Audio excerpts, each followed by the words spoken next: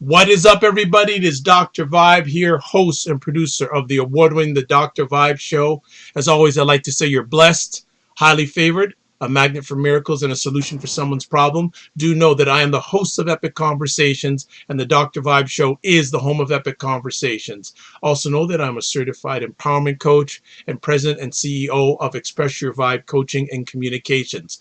We have longtime friend and a brand new friend on the Dr. Vibe Show here tonight on the home of Epic Conversations. So just to give a little background, this year, Canada celebrates its 150th anniversary, and the phenomenal website byblacks.com would also like to celebrate Black Canadian fathers that provide the necessary emotional and financial support for their children daily. That being said, the Father Project will showcase over 150 Black fathers from across Greater Toronto and highlight their perspective on being a dad in this modern day society. In the profiles, each father will reflect on their relationship with their own father and how that has affected their relationship with their children. The men selected will be drawn from various walks of life, showing the diversity in ethnic background, marital status, sexuality, religious beliefs, and socioeconomic standing within Canada. They want to demonstrate and celebrate inclusivity in parenting. So we have two of the participants of the Father Project live with us. One of them I've known for a long time. The other one I'm just meeting tonight. So the person I do know is Roger Dundas. What is up, Roger? Hey, Dr. Vibe, thank you for having me on tonight, as usual. Well, it's about you and a friend, right? Yes. Absolutely. So I come heavy tonight. Good. Well, you know what? Let's introduce your friend and have your friend give a little background about himself. Excellent. Mello, the floor is yours. Yes, brother. Thank you very much. Dr. Vibe, your memory is very short. You may recall that I was on your program maybe a year ago with Jonathan Juiceman Shaw. Do you remember that? I remember it faintly. Now, the only out I have, I do about 5 conversations a week. So if that's a year ago, that's 300 conversations ago. So just go there. I understand, but I would think that a person of my caliber would be outstanding and memorable. You know what? Everyone is outstanding. Everyone who comes on is outstanding. Well, allow me to reintroduce myself. It's Mello Ayo here. My name is I met Roger through this project, and I'm very excited and honored to be a part of something that's very special and that celebrates fatherhood, which I think is highly underappreciated. And so I'm happy to be part of something that elevates the status and celebrates the experience of fatherhood. So I'm happy to be here. Thank you so much. And Roger, why don't you give a little introduction about yourself?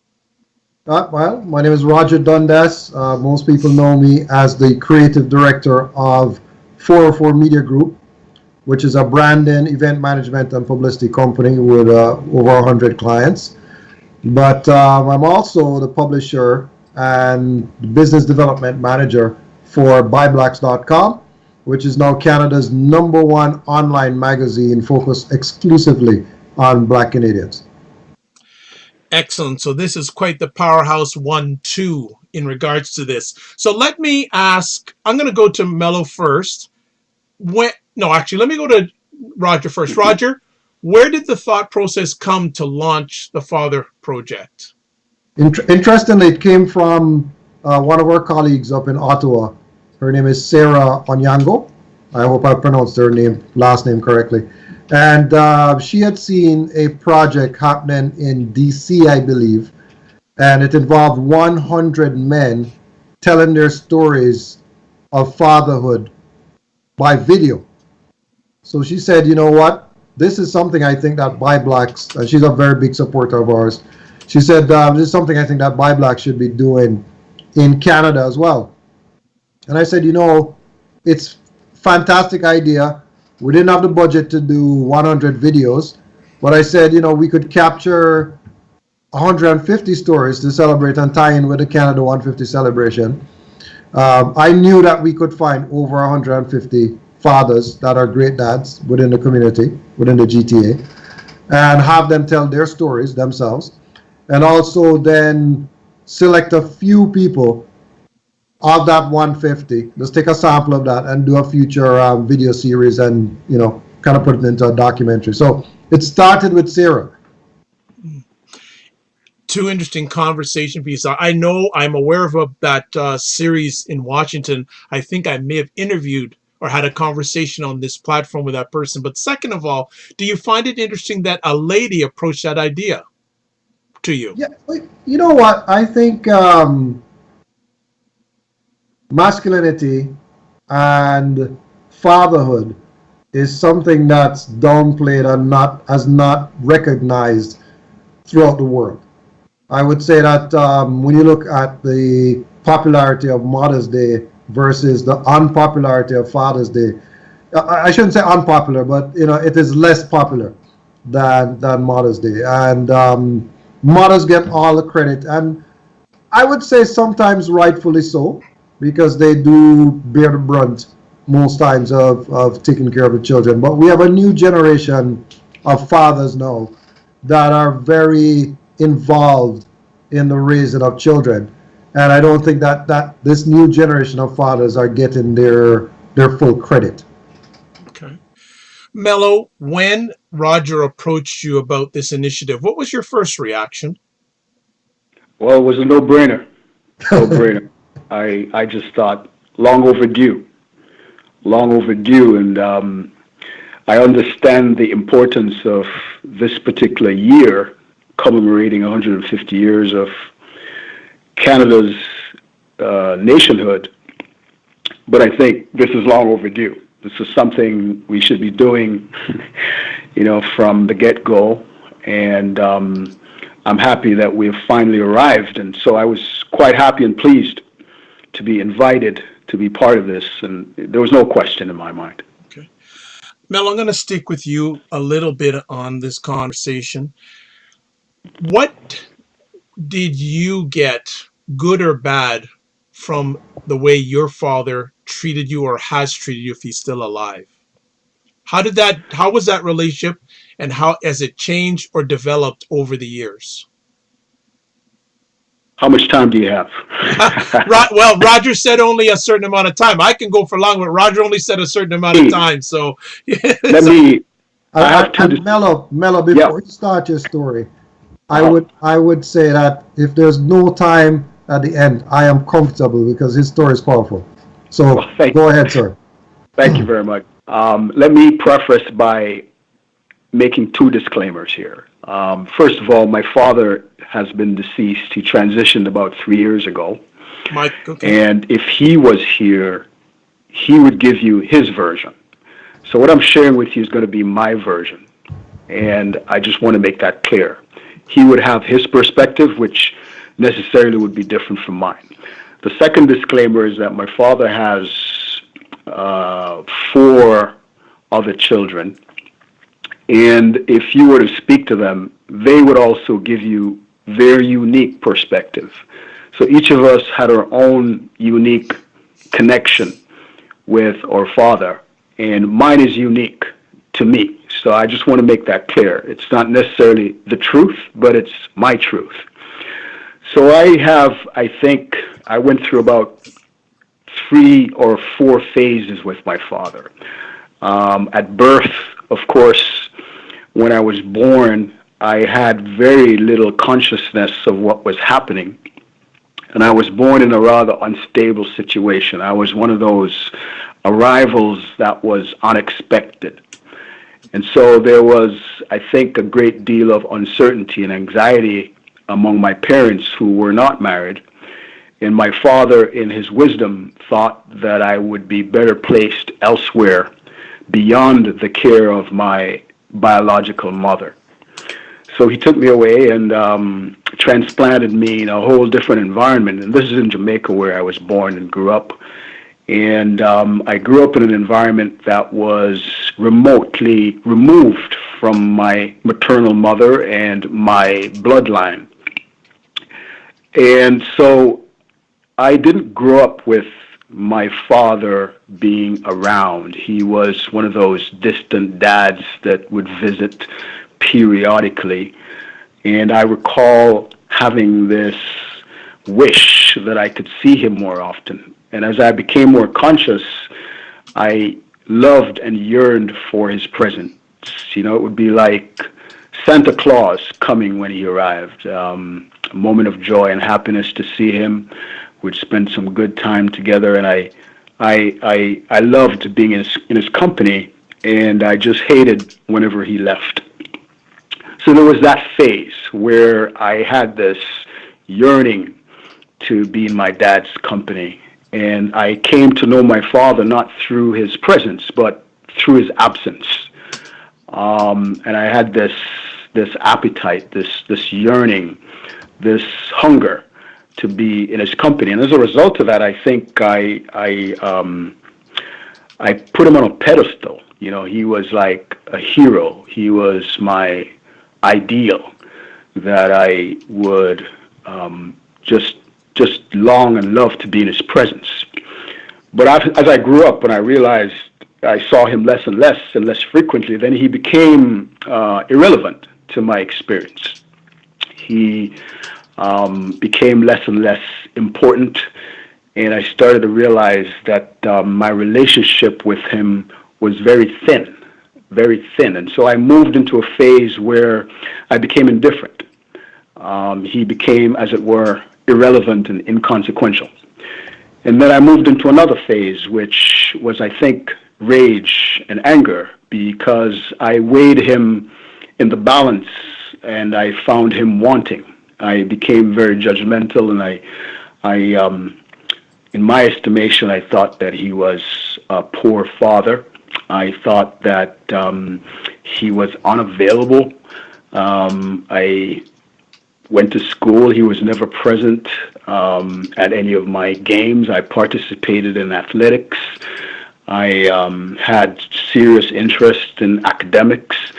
And in neither of those instances were he ever present to support or to celebrate any of my achievements. And so that for me was a deficiency. And so I saw him as a deficient dad. And I made a commitment not to be the father that my father was to me. And that decision has stuck with me ever since.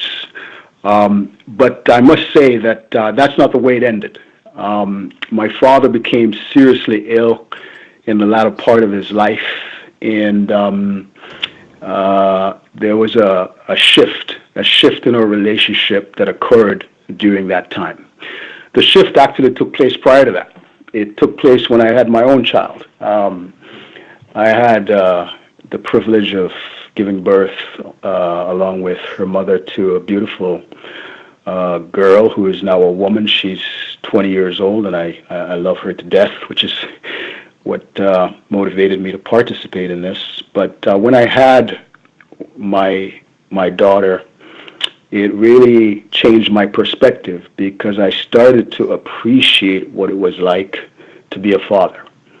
And I started to become more empathic about my dad. I started to appreciate what his experience might have been like as a father, raising 5 or 6 children. I only had one, and I realized that it actually takes a lot of effort. It takes a lot of love, care, commitment, compassion, and it could be that it was just too much for him, and that he had a whole different ball game that he was playing. But I started to understand him a little bit more, and I actually approached him after I had my own girl. I reached out to him, and he was hesitant, of course, because he thought I was coming, with criticism and judgment. But we sat around a bar, around a few bottles of beer, and I told him, I said, look, listen, I just want to thank you for being the father that you were to me, and that I appreciated all the efforts that you made to be a dad. It may not have been sufficient, but it was the best that you could do, And as a result of that, I just want to show and express my gratitude for being a father to me. And you could see his defense drop. You could see him deflate, and as it were, become very relaxed. It was almost rubber-like. I think he was just about to fall off the stool. But that to me was an awakening, and it was part of our reconciliation. So when he became ill, I was already in a position to help to support him in his moment of need. What happened was he fell back and broke his neck and became a paraplegic, helpless. And here was a man that was footloose and fancy-free. You know, he was one of those happy-go-lucky guys, very gregarious, outgoing, fairly independent, and then suddenly he had the rug pulled from under his feet, and now he was helpless and completely dependent on other people. So it was a shock for him, a heavy shock and a heavy blow. But I went to his side to care for him, and for 3 years, we nursed him in the hospital. And here's a rub. The father that I wanted started to emerge during this time. He was like a captive audience. I knew where he was. He was in a hospital, so he wasn't going anywhere. And I would visit him quite frequently, and we'd sit down and we'd have chats together. And I suddenly realized in those moments that this is the father that I wanted, somebody I could sit with and talk to and have frank, open conversations with, man to man. And it was a beautiful experience. And so that's really how it ended. And that's the last phase, and that's really how I would like to remember my father. That's the kind of inheritance I would like to be able to recall and celebrate with him. Those moments when we sat down and looked each other in the eye and spoke man to man, heart to heart. So that's my story in a nutshell. And so I moved from esteeming my father and putting him on a pedestal like an idealist to demonizing him. And then now I think I'm in a position where I can appreciate him more realistically and love him for who he is and not for what I wanted him to be. And to me, that's a very profound awakening, and that has informed how I conduct myself and how I relate to my own child and how I love and embrace her and watch her grow up. Excellent. Great story. And it seems that your relationship with your father went through a birth, death, and resurrection, so to speak. That's a beautiful metaphor. Thank you. Yeah, absolutely.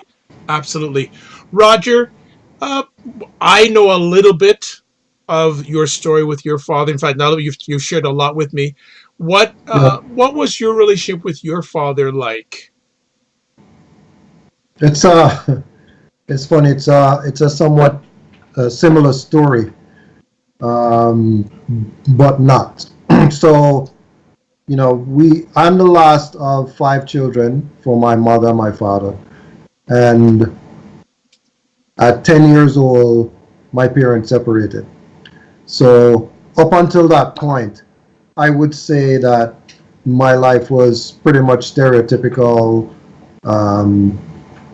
My father was a very good businessman. He had a lot of, my family had a lot of friends, a good social circle. We had people around all the time, lots of cousins, everything, right? So it's a very involved life. Grades are good, a lot of extracurricular activities, so I would say a typical life. And then that just got ripped from me at age 10, just as I was entering high school. So pretty much we ended up leaving the home and living, all 5 children eventually ended up living with my mother and not with my father. So as I said in a previous interview, that I think looking back on it, it affected the 2 youngest children the most, which was my brother and I, and our older siblings were all girls. So they were 18, 17, and 15, I believe. So they were at I wouldn't say they were fully matured, but they were more getting ahead with what they were doing. You know, they had done reasonably well in school and all that. What I found with the separation of the family is that it wasn't handled well, in my opinion. My father, instead of trying to be present, he was mostly absent. So he wasn't really around at that point. I think pretty much he would have, done whatever financial support that he needed to do, but from an emotional and being there perspective, he wasn't there. So he wasn't there for 6 years, and during that 6 year time, I think it just went from bad to worse. Went from very good grades to basically an A student to an F student. Started smoking weed at 12 years old. Started drinking heavily. I remember at 14 I'd be playing domino for beer. 14 years old, right? At the community center in Mona. So, that was pretty much the life that was going on, and started failing everything, and I even ran away from home once. I remember police picking me up on the street once for whatever disorderly conduct. I don't remember what I was doing, but out of control. And then magically, at age 16, I ended up going back to live with my father, because my mother, by now, everybody had moved out of the house, all the 4 older siblings, and I was the only one left. And she said, she was having some troubles on herself, and she asked my father to take me back, and he did. So I think in his mind, he probably thought, at 16, he's going to be 18, and then he's gone. But I ended up living with him until I was 25. And I can say, although the relationship with him was not a good one at that time, he provided a certain level of stability, because he was okay. So he paid for schooling and kind of, created a framework for me to get back into studying and supporting that studying. And really he tried to be very strict and, regimental and disciplined, which, looking back on it, it wasn't the nicest feeling, but it was the best thing to try and instill some form of responsibility. Because as I said, at that point, I was totally irresponsible. So, we didn't part at 25. We didn't part on good terms. But I tell you something: the day I moved out of his house, we became best friends. So, and we've remained close from that point until now. So it changed, the dynamic changed. So at first I didn't really, as a youngster, you have a father that he's involved in your life. We go fishing, we go on trips, this, that, we do those things. Then he disappeared, kind of, for 6 years. And then he appeared and he stayed from that point onward. So that's why I said it's similar but not, right? So he's still alive now. He's retired recently, and he has Parkinson's. Oh my. Yeah. Wow. So, it's I feel for him, because he tells me, he gives it to me straight, boy, he's telling me, like, when you have Parkinson's, it's hard to just button a shirt. True. Things that you take for granted, to eat. Yep. Everything is changed. You can't drive, so now you have to rely on other people to do. And he was a very independent and ambitious person who did it all. Strong man, so it's rough to see him now at this point. So when I compare that upbringing to how I'm dealing with my children, is that I never want my children to feel like I am not there, that I don't have any time for them, that they're not important, right? So these are the type of feelings I had. Like I felt like I wasn't important to him, right? So I never ever want my children to get that feeling or have that feeling. I want them to feel a sense of importance and love, and feel loved.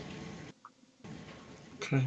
So, Well, if I may, go ahead, this is Mello. the difference where in our generation, I think we were marginal to our father's lives. We were like a second thought or an afterthought, at least so it seemed. Whereas in our generation, we treat our children are like the center of our universe. Um, so that's an interesting difference. Well, by listening to both your stories, one of the common threads I seen was the improvement of the relationship with your fathers came when a major event happened. Yeah, catastrophe. Yeah, some sort of a shift happened in your relationship with your father, Mello, and yours with your dad. When that shift happened, it seemed to enhance the relationship for the positive. Right. And So, as I listen to Roger's story, I realize our dads are like teachers to us, Yeah. but not necessarily in the conventional way. Yep. I would have wanted my father to be like an elder who imparted great wisdom to me. That didn't happen, but through his life example, right. I was able to learn a great deal. Yeah. And so, in that sense, he was a great teacher. And I could see Roger had a similar experience with his dad, where his dad is now becoming a teacher in some way. Learning through actions more than words. Big time. Ex- Absolutely. Big time. Absolutely. Well, and our time is running thin already, so I have the challenge in my mind to give a final conversation piece. So I've found one. I hope this one works for both of you. When you look at the state of Black fatherhood, what are the biggest misconceptions, but what are all the biggest concerns you have? So either one can contribute. Actually, I'll take Mello. You go first. Yeah, I think the idea of and the concept of black masculinity is something that we need to examine and explore a little bit more. Um, in my father's generation, it was not, I think it was taboo for a father to, let's say, change a baby's diaper or to, take care of a baby in a very nurturing way. It was the assigned duty, of the woman to perform those functions. And to me, black masculinity involves that kind of nurturing quality, that sensitivity, that care, that love that allows you to be affectionate with your children in ways that are meaningful. Um, I think men lose an opportunity to connect and empower their children when they divorce themselves and kind of become distant and cold on the basis that that's how a man should behave without feeling. So that I think is something we need to take a look at and have a much greater balance in terms of what black masculinity means and how it shows up. Okay. And before I turn it over to Roger, if people want to, the Dr. Vibe Show did about a year and a half worth conversations with a gentleman named Dr. Charles Corporal, where we did a series called H to H, from Black hyper masculinity to Black healthy masculinity. So certainly go on the website and catch some of those conversations. Roger, in your mind, what are some of the biggest misconceptions about Black fatherhood, and what are your biggest concerns about Black fatherhood? I think the number one misconception based on the the black fathers that I'm interacting with is that we are not supporting our children. We are deadbeat dads. So a lot of people look on and they think that, oh yes, he's black, he's a father, he's not at home, right? He's not doing anything for his kids. So there's that misconception I find, and even in speaking to some of the single women, right? Um, I find that a lot of fathers are fighting them to get their kids and spend time with their kids, but that's not the way how it's portrayed, really. There's a lot of obstacles that they have to go through and hoops, and the system does not favor men in a parental situation. So the woman has the upper hand for sure. And I would say in some cases that's valid. It is valid in some cases, but where the man is definitely showing an obvious interest to partake in the life of the child, I think more work needs to be done there. Right? Right. So that would be the misconception and some of the challenges that I'm seeing.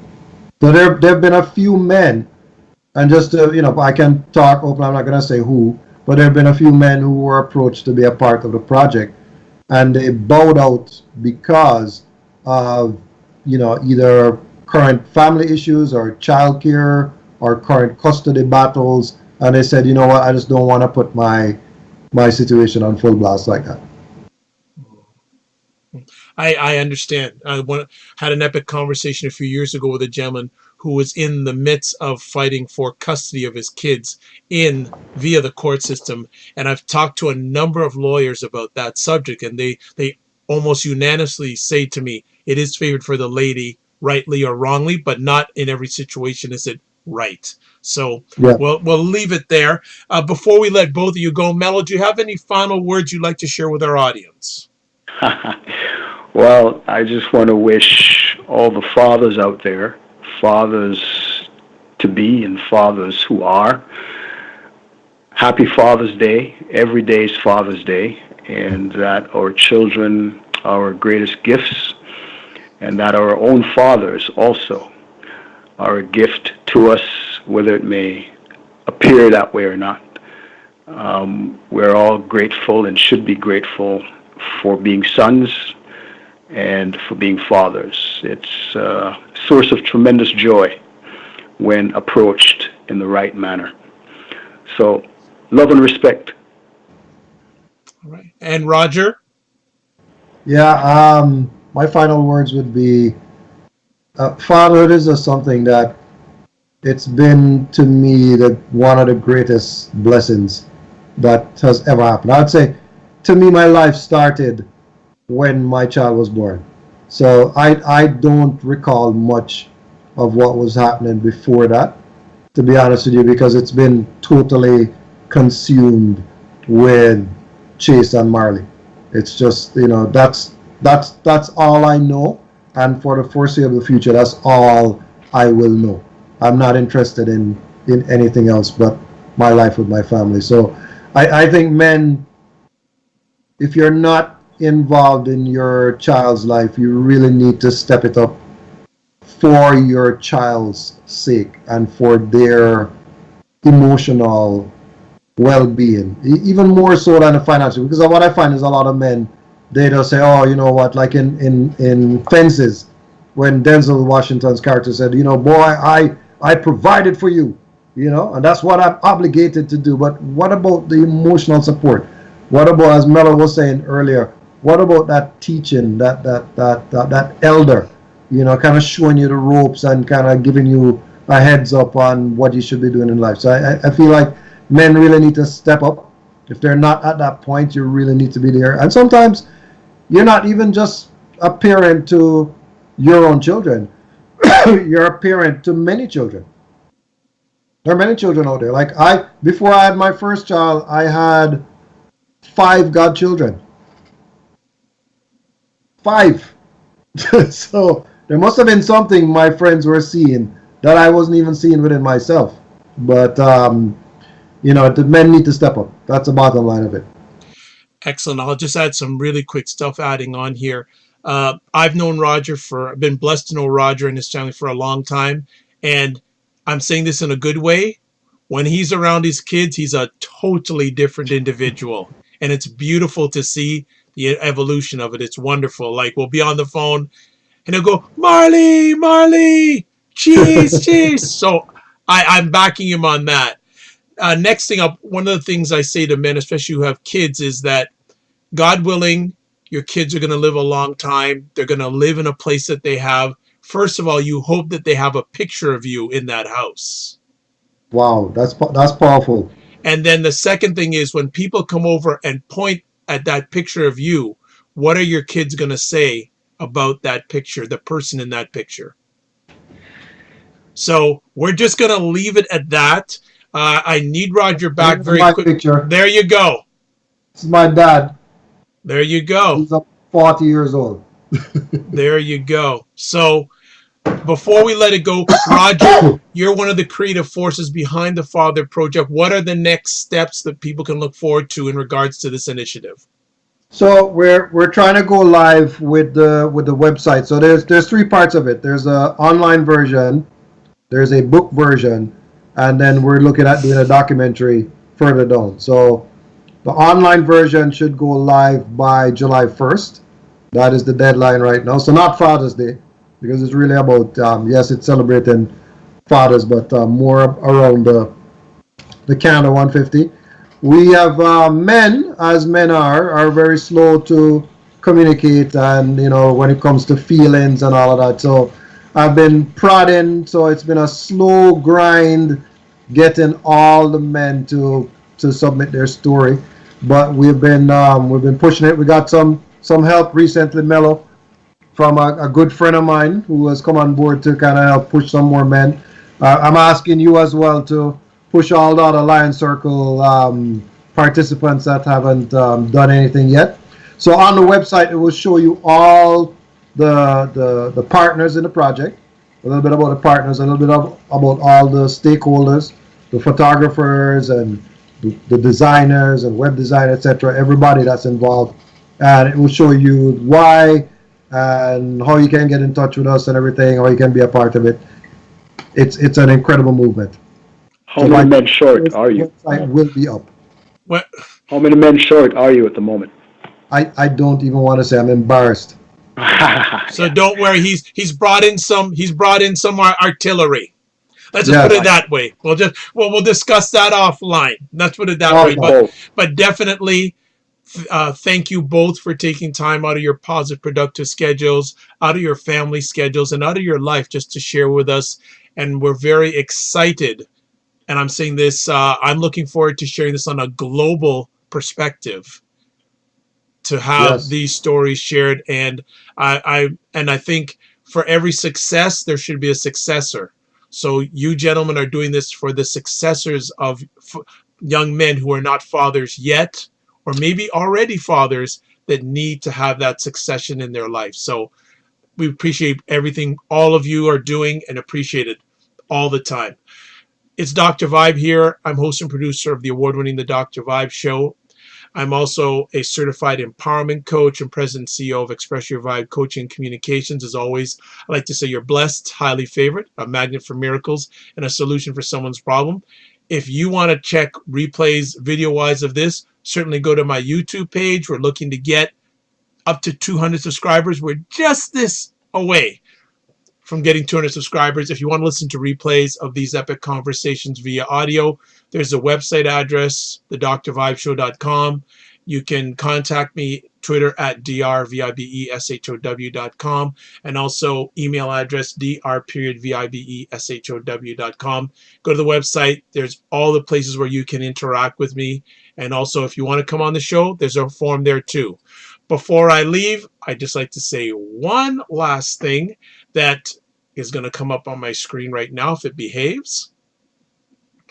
The views and opinions expressed on the Dr. Vibe Show are those of the guests, friends, and do not necessarily reflect the official policy or position of the Dr. Vibe Show.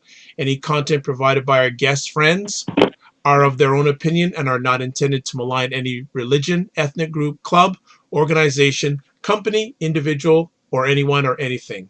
So as always, I'd like to say you're blessed and highly favored. You're a magnet for miracles, and you're a solution for someone's problem. And remember, sometimes you have to get smaller to get stronger, and keep a lookout. The Father Project is coming.